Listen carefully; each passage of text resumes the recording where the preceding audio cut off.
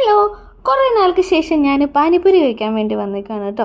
കുറേ നാളെന്ന് പറഞ്ഞാൽ ഒരു 3-4 ആഴ്ചയ്ക്ക് ശേഷമാണ് ഞാൻ ഇത് കഴിക്കുന്നത്. അത്ര നാളിതൊന്നും എനിക്ക് കഴിക്കാൻ പറ്റുന്നുണ്ടായിരുന്നില്ല. ഇത് എന്നല്ല, വേറെ ഒരു ഭക്ഷണസാധനം എനിക്ക് കഴിക്കാൻ പറ്റില്ലായിരുന്നു. കാരണം ഞാനൊരു വളർന്നുകൊണ്ടിരിക്കുന്ന ഒരു കുട്ടി ആയതുകൊണ്ട് തന്നെ എൻ്റെ അണപ്പല്ല് വളർന്ന് വല്ലാത്തൊരവസ്ഥയിലായിരുന്നു. സോ ഇങ്ങനെ ഒരു അവസ്ഥയിൽ കൂടെയാണ് ഞാൻ കടന്നു പോയിക്കൊണ്ടിരുന്നത് കേട്ടോ.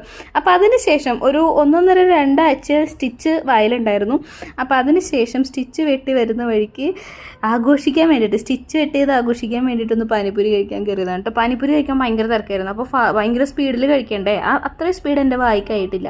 അത് കാരണം കൊണ്ട് ഞാനൊരു ദൈപ്പൂരി ഓർഡർ ചെയ്തിട്ട് കഴിച്ചിട്ടോ. പക്ഷേ സ്റ്റിച്ച് വെട്ടിയതിൻ്റെ ആഘോഷമൊക്കെ അടിപൊളിയായിരുന്നു. പക്ഷെ നല്ല വേദന ഉണ്ടായിരുന്നു കേട്ടോ. കാരണം അത്രയും നാൾക്ക് ശേഷം ഇപ്പോഴാണ് ഇത്രയും വായ തുറക്കുന്നത്.